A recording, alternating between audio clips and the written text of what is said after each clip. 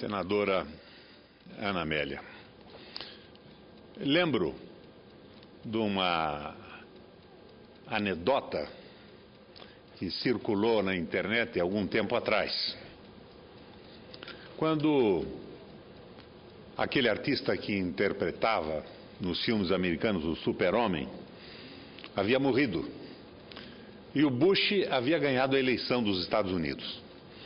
E a pergunta que circulava na internet era a seguinte: o Super-Homem morreu, o Bush ganhou a eleição e o que será de nós agora? Sem ninguém que nos proteja. Eu tenho visto também, senador Pedro Táxi, de forma recorrente, o reclamo dos juízes em relação à sua segurança. A segurança dos magistrados e dos promotores que agem com correção e dureza contra os responsáveis, fundamentalmente pelo crime organizado no país. Mas eu pergunto, e dos juízes, quem pode nos defender? Como ficamos nós em relação a erros e arbitrariedades judiciais? A quem recorrer? Bom, nós temos uma instância que foi urdida aqui no Senado da República, aliás, por minha iniciativa no primeiro mandato de senador, e que depois foi modificada e transformado o projeto no Conselho Nacional de Justiça. Eu acabo de protocolar no Conselho Nacional de Justiça uma reclamação dirigida ao excelentíssimo senhor presidente do Conselho Nacional de Justiça, ministro Carlos Aires Brito. A minha reclamação tem a seguinte especificação: 01/08/2012, 14h40, horário, número 15855. Vamos a ela, presidente Pedro Táxi. Dia desses, falei sobre as jabuticabas aqui no plenário do Senado. Esta singularíssima mirtácea que, como os nossos liberais, só dá no Brasil. Hoje trago ao Senado mais uma peculiaridade, um caso único, especialíssimo.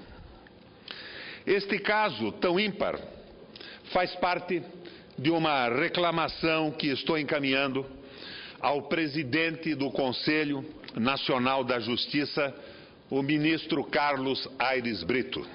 Afinal, o Super-Homem já morreu, pelo menos o artista que o interpretava. A quem então vamos recorrer? Trata-se de um erro crasso cometido contra este senador pelo Judiciário Paranaense, equivocadamente legitimado pela figura processual do trânsito em julgado. Recorro ao Conselho Nacional de Justiça para reparar o erro, evitar prejuízos à minha imagem e uma lesão financeira desproporcional e verdadeiramente onerosa ao meu patrimônio. Os fatos são esses.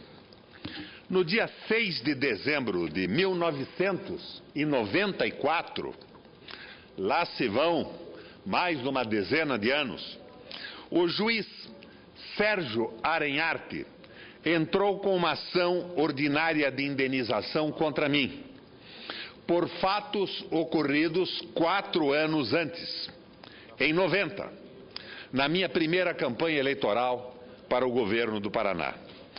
Condenaram-me a pagar ao juiz uma indenização absurda de 720 salários mínimos.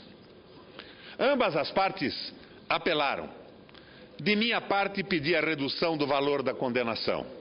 O juiz, entre outros pedidos, requereu a publicação do inteiro teor da decisão em diversos jornais. Às minhas expensas, vê-se claramente. A minha reclamação foi aceita. Reduzido-se o valor da indenização pela metade. E aparentemente acatou-se também o pedido de não se publicar a sentença.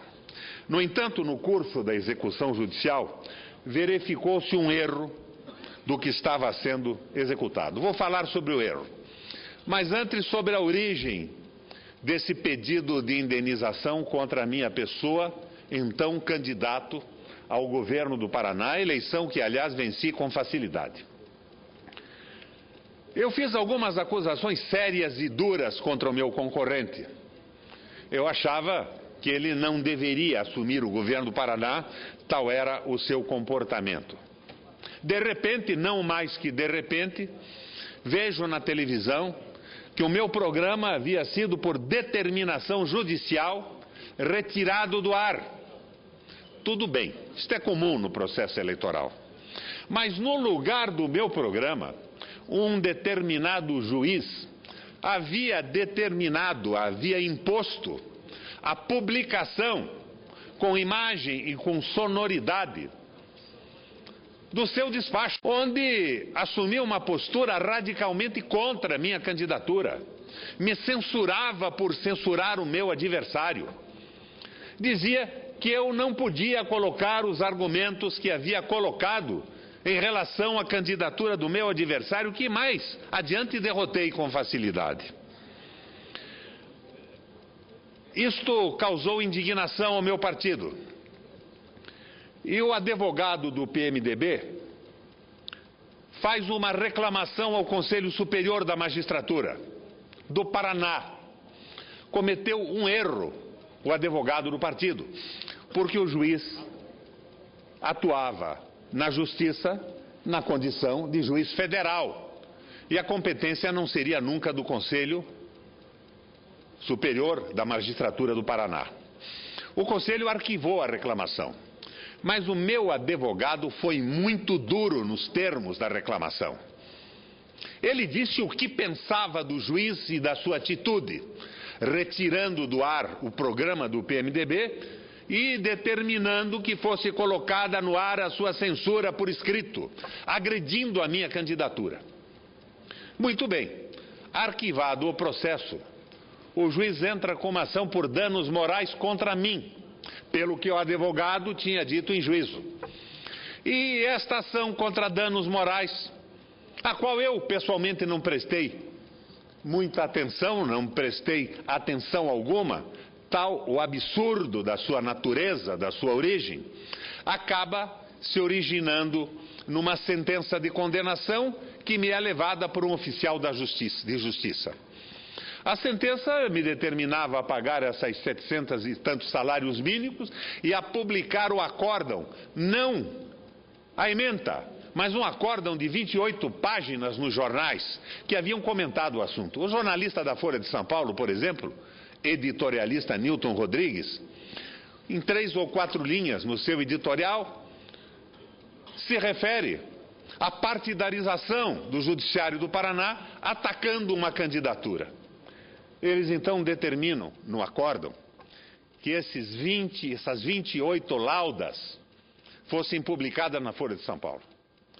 Uma página da Folha de São Paulo, suficiente para essa publicação, custa na tabela, acredito eu, que R$450 mil. Bom, a imprensa local divulgou essa excrescência judicial. Eis que então o desembargador Antônio Noronha entra em contato comigo por telefone e diz: governador, porque eu já era governador então, foi 4 anos depois, mais de 4 anos, esta sentença publicada, este acórdão não existe. Eu participei deste julgamento. Nós não lhe condenamos a publicar sentença alguma, porque não poderíamos lhe condenar à reparação de uma provável ou possível ofensa que não teria sido feita por Vossa Excelência, e seguramente esta não é a sentença que votamos. Através de meu advogado, fiz um pedido ao presidente do Tribunal de Justiça para que fosse revisto esse erro material. Não um erro judicial, um erro administrativo na lavratura do acórdão. O presidente convoca, então, os 3 desembargadores que participaram da votação. E os 3 desembargadores retificam o acórdão dizendo que não tinham votado aquilo que foi publicado. Resolvido administrativamente o problema. Mas o juiz e seu advogado recorrem ao STJ. Bom, volto ao texto do meu pronunciamento, uma vez que expliquei a origem do absurdo. Que não foi votado é um acórdão inexistente. E não há prazo de prescrição para erro material, em processo judicial de natureza alguma. Bom, então, qual foi o erro do acórdão? Ao contrário do que constou no acórdão sobre o julgamento do caso, a 6ª Câmara Civil do Tribunal de Justiça não me condenou a publicar a íntegra da sentença. Alertado, então, como já descrevi, por desembargadores que participaram do julgamento, o presidente do Tribunal de Justiça requereu a remessa dos autos ao tribunal. As provas de que houve erro na lavratura do acórdão são incontestáveis. Os desembargadores Antônio Lopes de Noronha e Cordeiro Cleve, revisor e vogal respectivamente por ato de ofício, demonstraram o equívoco. E o próprio relator desembargador Newton Luz retificou parte do dispositivo anteriormente proferido. Não havia mais dúvida que o acórdão não correspondia à votação dos 3 desembargadores. Quer dizer, a retificação do acórdão é prova mais que suficiente deste erro que me causa tantos prejuízos. Como se não bastasse a retificação do dispositivo do acórdão, promovida pelos 3 desembargadores que julgaram a apelação, o desembargador Antônio Lopes de Noronha, em mais 2 julgados, manifestou-se contrário à condenação imposta a mim. Reafirmando, a 6ª Câmara Civil do Tribunal de Justiça do Paraná, tendo percebido o equívoco, vamos chamar isso de equívoco na tribuna do Senado, tendo percebido o equívoco, constatando que eu não fora condenado a mandar publicar a íntegra da decisão, por ato de ofício, com a mesma formação originária, com os mesmos desembargadores, retificou a decisão primitiva. Esta é a verdade e estas são as provas da verdade. É por isso que eu reclamo, hoje, ao Conselho Nacional de Justiça, uma vez que o super-homem já morreu, não tenho mais a quem recorrer. E peço ao Conselho Nacional de Justiça que tome medidas administrativas em relação ao Tribunal de Justiça do Paraná ou ao Superior Tribunal de Justiça, para que seja sanado um equívoco tão claro. Que diz a lei sobre as atribuições do CNJ? Prescreve que compete a ele o controle da atuação do Poder Judiciário, que cabe a ele receber e conhecer de reclamações contra os membros ou órgãos do Poder Judiciário. Logo, não há dúvida quanto à legitimidade da reclamação que faço ao Conselho. Reclamação contra erros, vamos chamar assim, erros cometidos por órgãos e membros integrantes do Poder Judiciário. A Constituição confere poderes ao CNJ para atuar e restabelecer a ordem jurídica, quando evidenciados equívocos administrativos na prestação da justiça. No caso que relatei, o erro administrativo, vamos novamente chamar assim, é cristalino. É um erro desta monta que vicia os procedimentos posteriores e macula o perfeito ordenamento jurídico. O erro de redação, vamos chamar assim, flagrado e corrigido de ofício pelos desembargadores, é fato indiscutível da inexistência da minha condenação. É de conhecimento que não faz parte das atribuições do CNJ a reversão de questões processuais. Ocorre que a mera lavratura do acórdão não é um ato judicial em si, mas sim um ato administrativo, e que pode e deve ser corrigido a qualquer tempo. Concluindo, a comprovação de equívoco, vamos chamar assim, na lavratura do acórdão da 6ª Câmara Civil do Tribunal de Justiça do Paraná. Há um ator que corrige o erro reconhecendo-o expressamente. O acórdão retificador foi lavrado pelos mesmos desembargadores que assinaram o acórdão que continha o erro. Um dos desembargadores, o desembargador Antônio Lopes de Noronha, demonstrou em outras oportunidades que o resultado do acórdão 5712 não correspondia com o julgamento ocorrido e que o reclamante, este senador, não pode ser prejudicado por um equívoco administrativo do Tribunal de Justiça do Paraná. Equívoco administrativo. Vamos novamente chamar assim o fato ocorrido.